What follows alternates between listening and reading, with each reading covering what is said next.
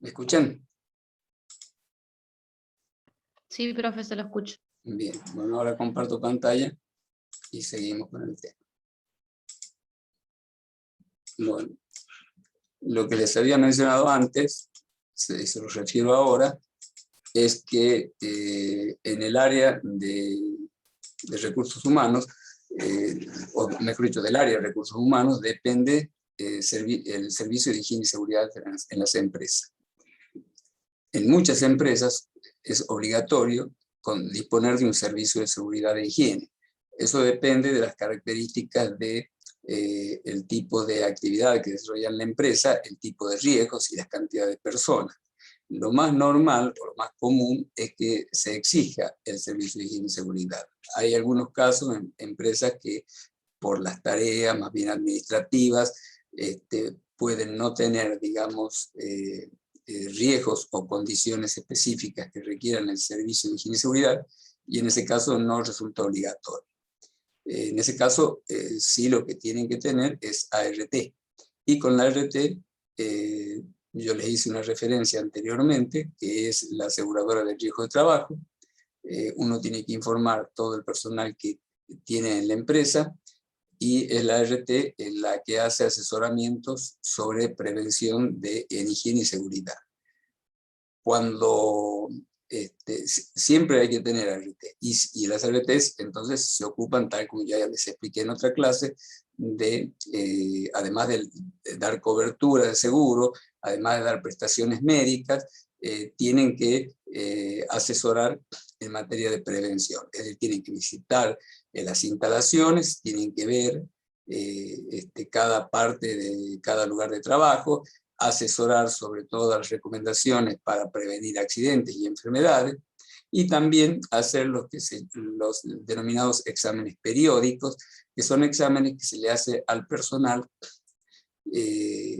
para detectar si es que existe algún proceso de enfermedad laboral en lo que se llama un estado incipiente, ¿no? Es decir, por ejemplo, si ustedes tienen personal en una empresa y hay ruido industrial, un nivel de ruido alto, el empleador tiene que informar a la ART que ese personal está expuesto a eso, a ese ruido, y la ART una vez por año le hace una audiometría, que es una verificación de la capacidad auditiva de la persona, y si llega a detectar que hay una pérdida auditiva, informa a la empresa para que la empresa reubique a esa persona, para que no lo siga exponiendo a ese contaminante que sería el ruido, y evitar que evolucione lo que sería una enfermedad profesional. Es decir, el objetivo de los exámenes periódicos es para detectar la enfermedad en lo que se denomina un estado incipiente, es decir, cuando todavía no le genera a la persona un daño mayor.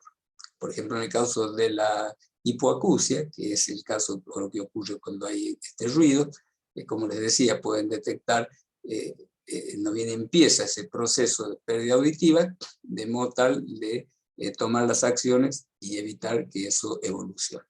También eso mismo se hace con otros contaminantes, ¿no? Por ejemplo, contaminantes químicos. Hay una serie de contaminantes para los cuales se les hacen los exámenes periódicos. Todo eso se realiza con la ART.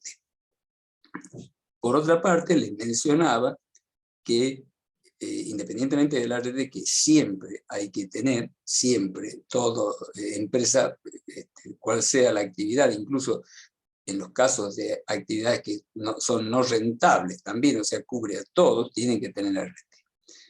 En tanto que el servicio de higiene y seguridad, tal como les mencioné recién, no todas las empresas lo tienen que tener, pero normalmente la mayoría de las empresas, por el tipo de actividad, sí lo tienen que tener.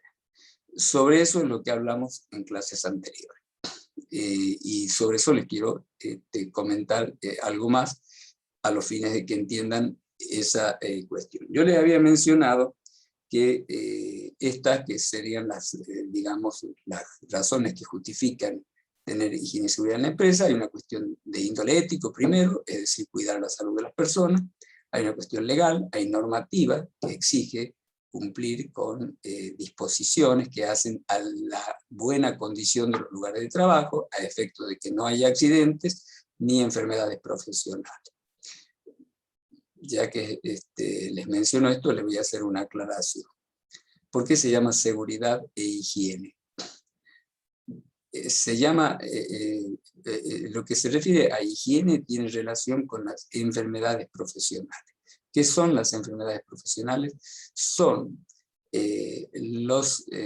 digamos, las enfermedades, valga la redundancia, que se van produciendo, que van evolucionando por la exposición del empleado a un determinado contaminante.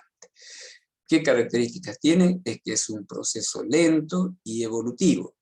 Por eso les decía que los exámenes periódicos sirven a los fines de detectar estos procesos de enfermedad y detenerlos a tiempo antes de que evolucione la enfermedad. Eso es lo que cubre el área de higiene. Y la otra parte, que es seguridad, ¿de qué se ocupa? Seguridad se ocupa de la prevención de los accidentes. ¿Qué diferencia hay entre un accidente y una enfermedad profesional? Bueno, la enfermedad, como les dije, es un proceso lento que que se produce en relación a la exposición a un determinado contaminante, químico o ruido, ¿no es cierto?, u otro tipo de contaminante, en tanto que los accidentes es algo abrupto que ocurre repentinamente y que tiene consecuencias en la salud. Perdón.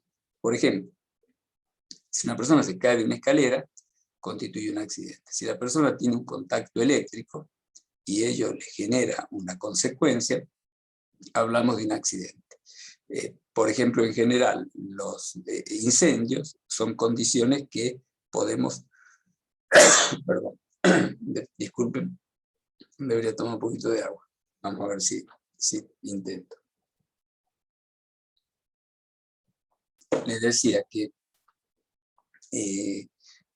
las cosas de los accidentes ocurren en forma abrupta. Les decía, si hay un incendio, por ejemplo, que es algo abrupto, las consecuencias del incendio normalmente son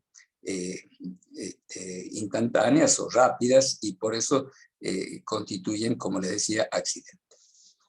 Hecha esta aclaración de qué es higiene y qué es seguridad, para que sepan de qué estamos hablando, les decía, volviendo a esta tabla, les había hablado que teníamos una razón ética, ¿no es cierto?, una cuestión legal.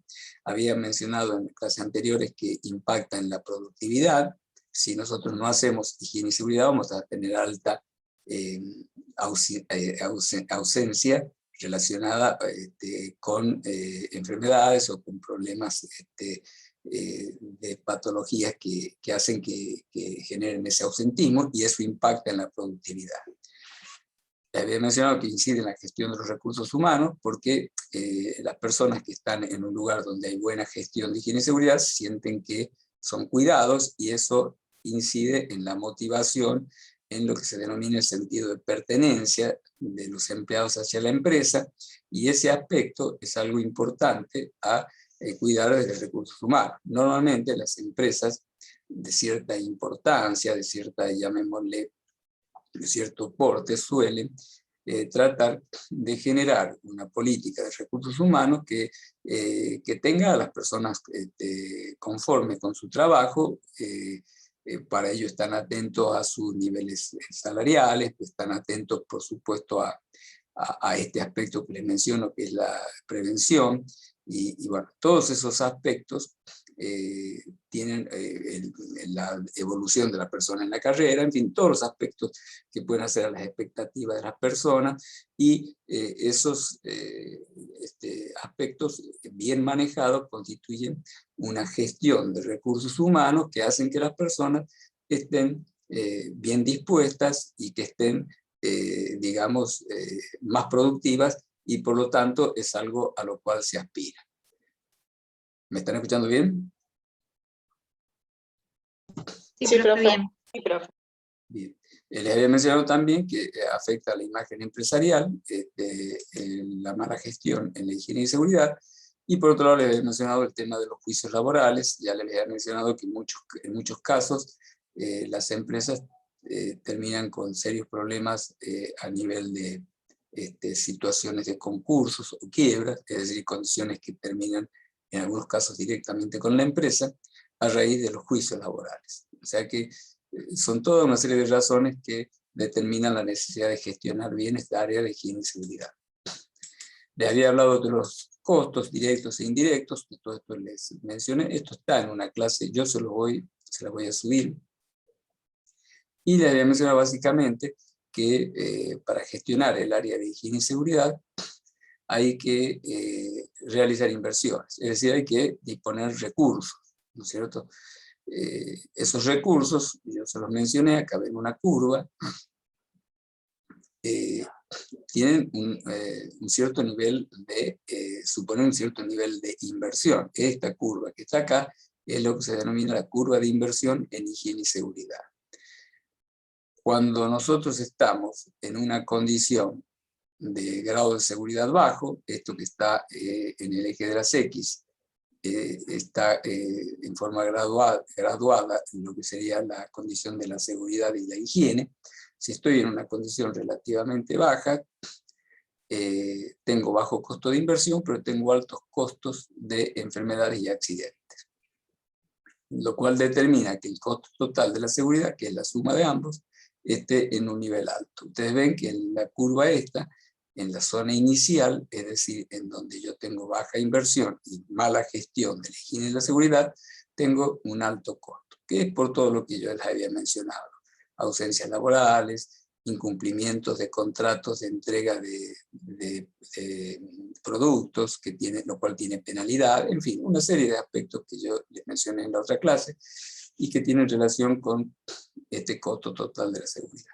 Si hacemos una buena gestión de la higiene y la seguridad, vamos a necesariamente también tener que invertir, y esto está acá, como les digo, es precisamente la curva de inversión, vamos aumentando la inversión, y si la gestión es buena, se supone que en función de cuánto aumento esa inversión, van a empezar a disminuir los costos de los accidentes, y el costo total, que es la suma de ambos, como ven ustedes, empieza a bajar. ¿De acuerdo? Eso normalmente se supone que llega en algún momento a un cierto límite, y a partir de allí, ya las inversiones que sigan ya no van a tener la misma rentabilidad, porque el costo total ya en vez de disminuir, aumenta. Es decir, esto nos lleva obviamente a que pensar en la gestión de la higiene y seguridad determina el encontrar hasta dónde resulta eficiente invertir, ¿no es cierto? Y en qué momento ya esa inversión puede no ser rentable.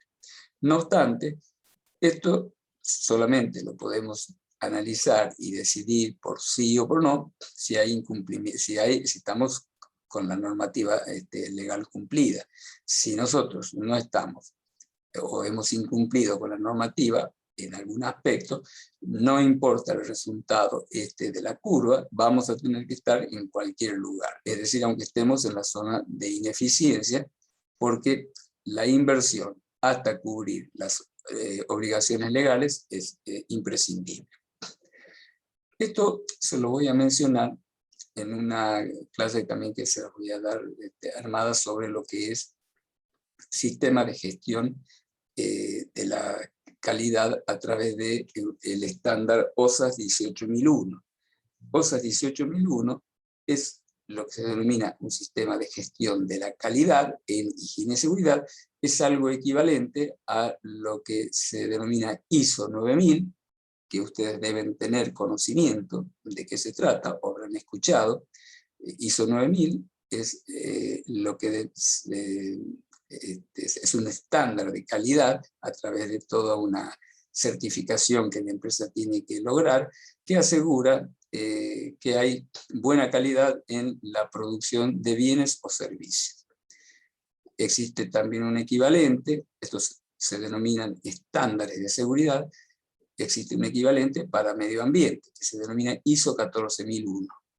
ISO 14001, si una empresa certifica, después les dije eso, se lo voy a mencionar en otra clase, certificar supone, digamos, acreditar que existen los procesos, que existen todas las condiciones para asegurar ese estándar de calidad. Hay entes que certifican eso, y bueno, si uno cumple eso, tiene, digamos, la posibilidad de acreditar ISO 14001, y esto vale hacia afuera, porque una empresa hoy, por ejemplo, tener ISO 9001 prácticamente es casi imprescindible, porque bueno, en todo lo que es la industria alimenticia y en otras serie de industrias, en la automotriz también, por supuesto ni hablar en la industria aeronáutica y en otras industrias, en general cada vez se ha extendido más casi la obligatoriedad de tener esos certificaciones que aseguran condiciones de calidad en lo que hace al producto, que ISO 9001, productos y servicios. En lo que ISO 14001 no está tan extendido, tiene que ver con el estándar de calidad en lo que es impacto en el medio ambiente.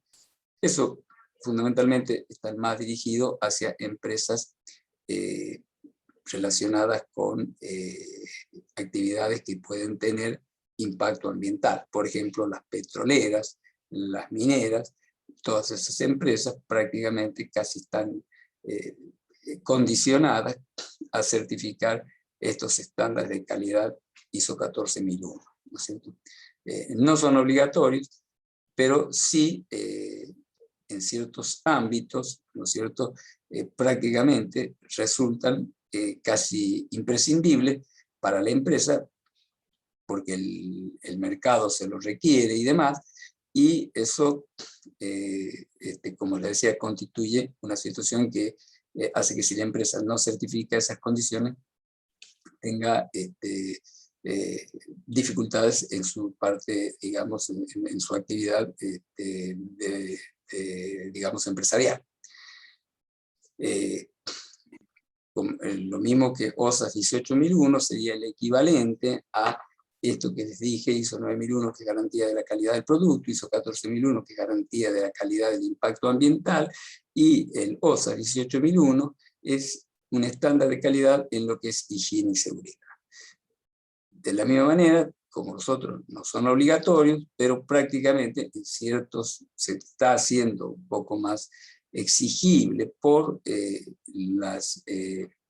los proveedores, por quienes reciben los productos también. Es decir, hay ciertos ambientes en donde se va cada vez imponiendo más la necesidad de gestionar la higiene y la seguridad con este estándar de calidad.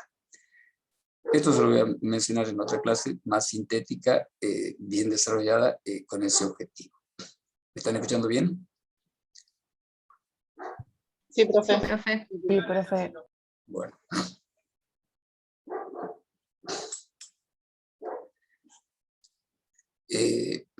Hay que tener en cuenta en la gestión, en la administración de los recursos, y cuando ustedes administran los recursos hay que ver cuál es lo que se denomina el costo-beneficio.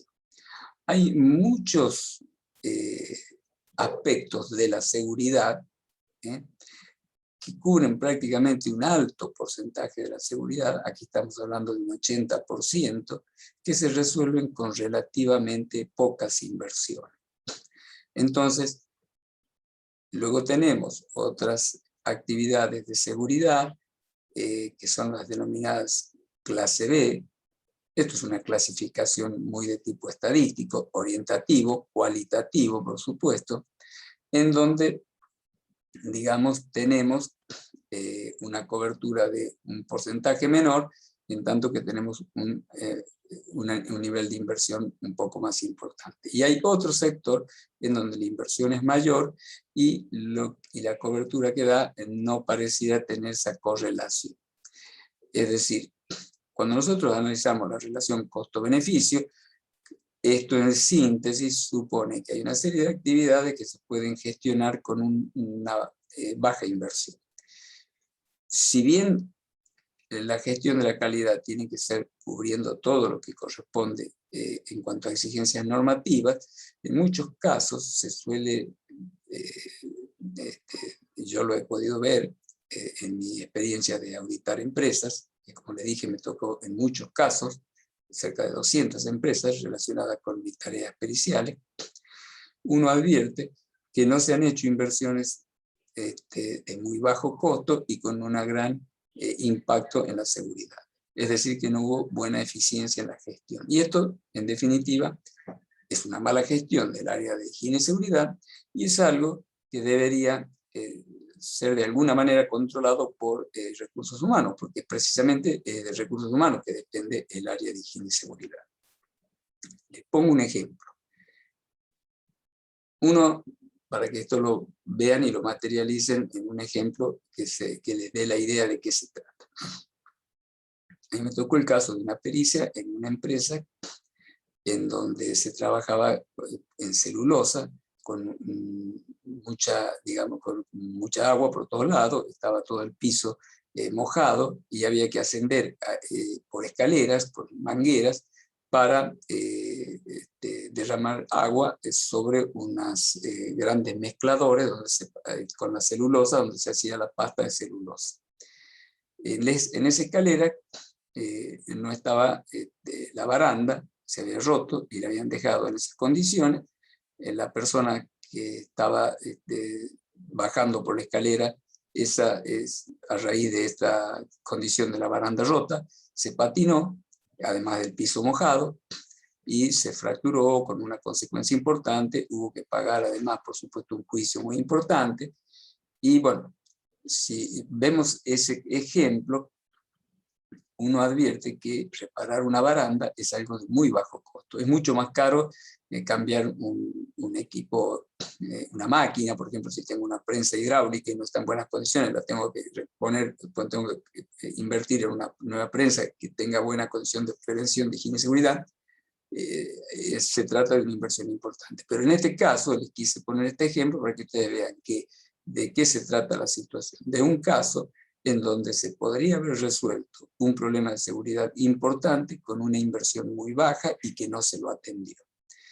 Les voy a seguir con este ejemplo para que ustedes vean y adviertan cómo se da la relación entre higiene y seguridad y recursos humanos. A la persona que estaba en el área de higiene y seguridad, en esta empresa, le mencioné esto que les estoy contando, es decir, ¿por qué no advirtieron esta situación de anormalidad de la baranda que estaba rota y por qué no la repararon? Y me dijo que él no tenía, digamos, buena relación con el área de recursos humanos, en el sentido que él lo que exponía no se lo tenían en cuenta. Es decir, que había una suerte, yo le diría, de incomunicación. Esta realidad, les pongo este ejemplo típico de algo que yo he visto en muchas empresas, no es solamente en esta. ¿A qué se debe esto un poco? Se debe a que el área de recursos humanos normalmente delega toda la gestión de higiene y seguridad y no controla.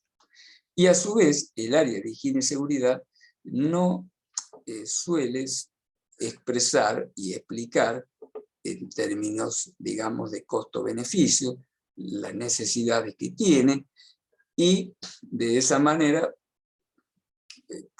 para que el área de recursos humanos pueda de esa manera entender y ver qué prioridades hay y dirigir la inversión para cubrir adecuadamente aquellas cuestiones importantes. Profe, ¿le hago una consulta? Sí. ¿No puede ser que además de un problema de comunicación de recursos humanos, no lo habla la gerencia y de ahí puede ser que no haya una respuesta? Porque, o sea, creo que no sé si tienen tanta, digamos, poder de decisión el Departamento de Recursos Humanos, por eso pregunto. Bueno, buena pregunta. Normalmente, en cada empresa, la manera en que se maneja recursos humanos con el nivel superior de la empresa, que es ya la gerencia, es algo que en cada empresa varía. Pero el área de higiene y seguridad depende de recursos humanos. Y recursos humanos y higiene y seguridad no tienen ningún otro contacto con la gerencia. La respuesta que yo le daría a su pregunta es que ustedes tienen que poder gestionar el área de higiene y seguridad y, entendiendo las necesidades, poder explicar esas necesidades al nivel gerencial. Es decir, hacen de interfase de recursos humanos entre el servicio de higiene y seguridad y el más alto nivel de la empresa. Normalmente no hay una relación directa. Puede suceder que en algunos casos, en algún tipo de reuniones o por la modalidad propia de alguna empresa, sí exista ese contacto. Pero normalmente recursos humanos tiene que participar, tiene que intervenir. ¿Se entiende? Sí, profe. Y ahora les voy a mencionar un poquito de qué manera también interviene el área gerencial más alta.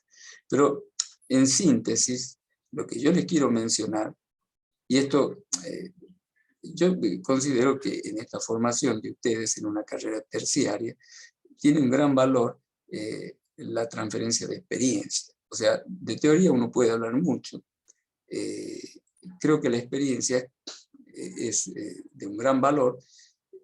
Y en mi caso, yo les mencionaba que tuve esta posibilidad de hacer auditorías en muchas empresas, más de 200, por las pericias que me tocaron. Entonces he recogido, digamos, una experiencia que se las transmito de una manera directa y en forma muy dirigida hacia esa idea práctica. Y creo que eso es de más valor que una referencia de estudio, digamos, que puedan ustedes tener en libros a los que los pueda remitir. En mi experiencia, lo que hay es, en general, es que hay una suerte de incomunicación entre el servicio de higiene y seguridad y las empresas y también el recurso humano. No en todas las empresas, hay muchas empresas que gestionan muy bien el área de recursos humanos y además que del mismo nivel gerencial están preocupados y hay una buena definición de objetivos, control, seguimiento y demás del área. Lo que digo es que en muchos casos eso no existe. Y eso suele no darse, esa buena relación, esa buena coordinación, ese control, esa definición de objetivos, ese seguimiento, etcétera, porque recursos humanos no sabe cómo gestionar esa área, cómo plantear objetivos, cómo controlar la gestión, y a su vez, higiene y seguridad suele, en general, esto es experiencia, los técnicos o los ingenieros o los que están a cargo de eso, suelen no, digamos, plasmar en un lenguaje en términos costo-beneficio, con un plan de gasto, con una definición de prioridades e importancia de las acciones de prevención, de modo tal que el nivel gerencial de la empresa entienda su requerimiento. Entonces, suele haber deficiencias de ambas partes. Ahora, ¿por qué se da esa situación? Porque si ustedes se fijan, en general, en una empresa, entre el área de producción y el área de gerencial, por ejemplo, esa, llamémosle, dificultad de comunicación normalmente no existe. No existe porque el área de producción, por ponerles un ejemplo, trabaja sobre lo que es específico de la empresa, de su actividad. Entonces, existe toda una buena, un buen control de gestión y un buen, llamémosle, flujo de comunicación desde hacia arriba, digamos, y desde arriba hacia abajo en esa gestión. El área de higiene y seguridad, en muchos casos, se suele cubrir únicamente para, digamos, cumplir con la parte legal. Pero como normalmente, en principio, yo ya les hice ver que no es tan así, no tiene una relación directa con la productividad, suelen el nivel empresarial no ocuparse, no preocuparse por cómo se gestiona el área, ¿de acuerdo? Entonces lo dejan un poco, llamémosle, en un libre albedrío, por decir. Es decir, sin una, digamos, una dirección de gestión que les permita marcar objetivos y establecer seguimientos para ver que se cumplan, etc. ¿Se entiende la idea de esto que les estoy transmitiendo?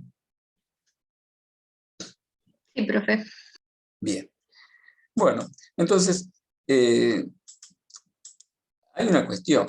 No se dan cuenta, profe, como usted dice, ¿no? Que la importancia de la seguridad y la higiene les puede beneficiar en el tema de que los trabajadores no sufran accidentes, no ven lo positivo, digamos. Sí, suelen, en la práctica, se lo digo con toda claridad, en muchas empresas eso no pasa, ¿no?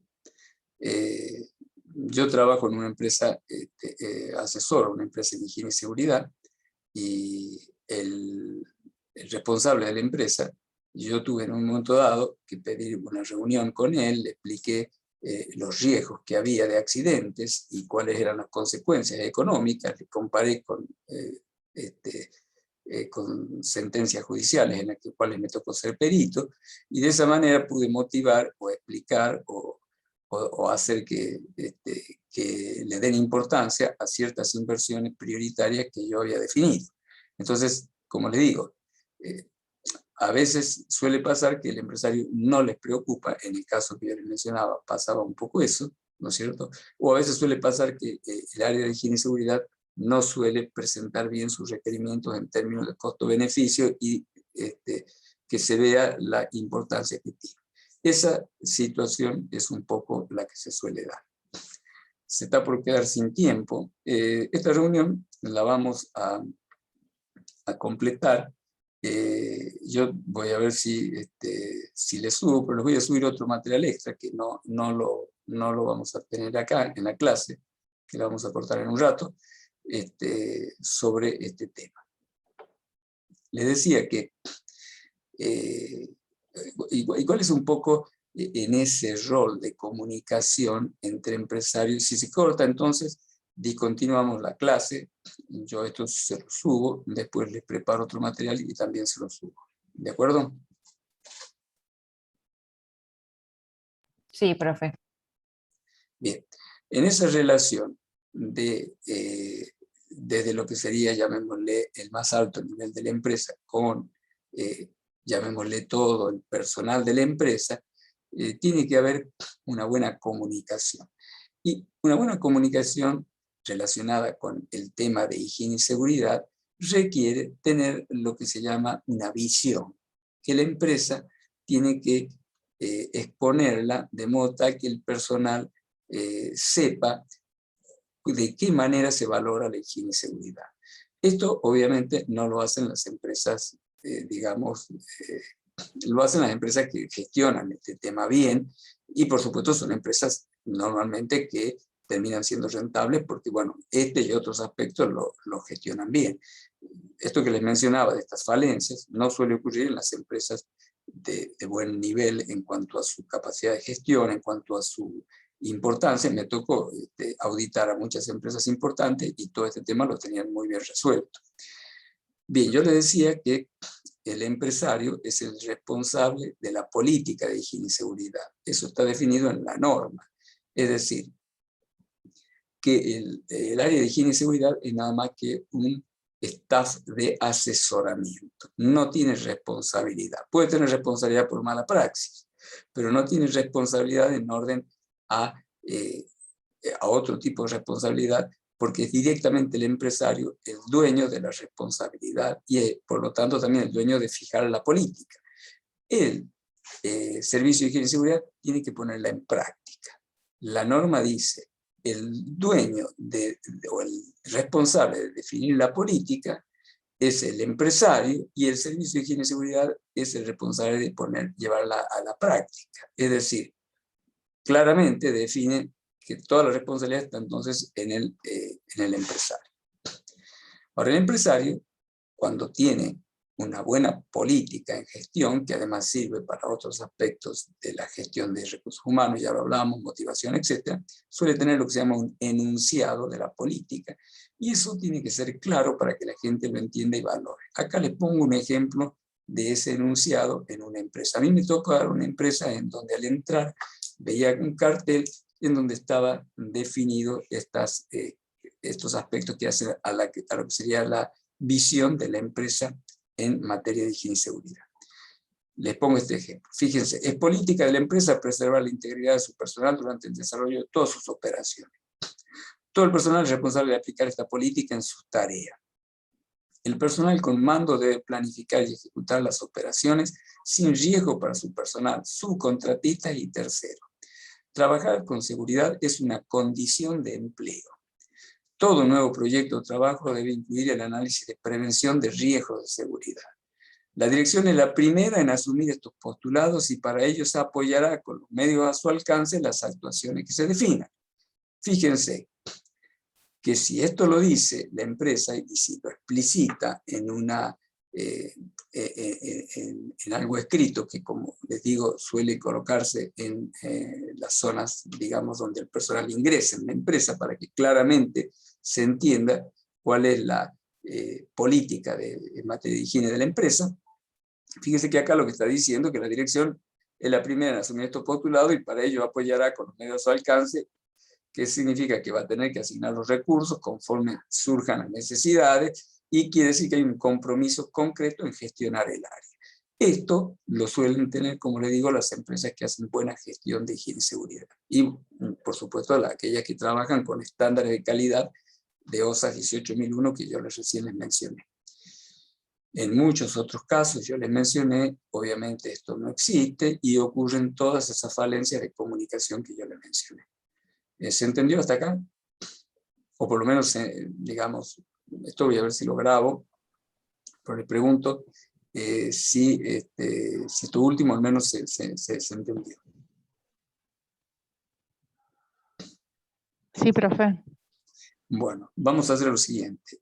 Yo les voy a enviar un mail, yo después les voy a subir un archivo, les voy a preparar un material complementario, y ahora les voy a subir, voy a ver si esta clase que ahora va y se la voy a subir, y después también les subiré un archivo complementario. Les voy a enviar un mail pidiéndole que me den el presente en la clase, ¿de acuerdo?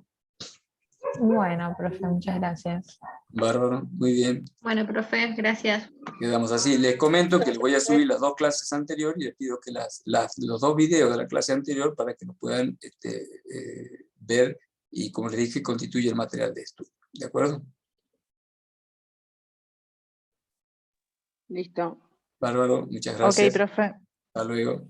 Chao, profe, que tenga buena Hasta luego, semana. profe. Gracias, buenas noches.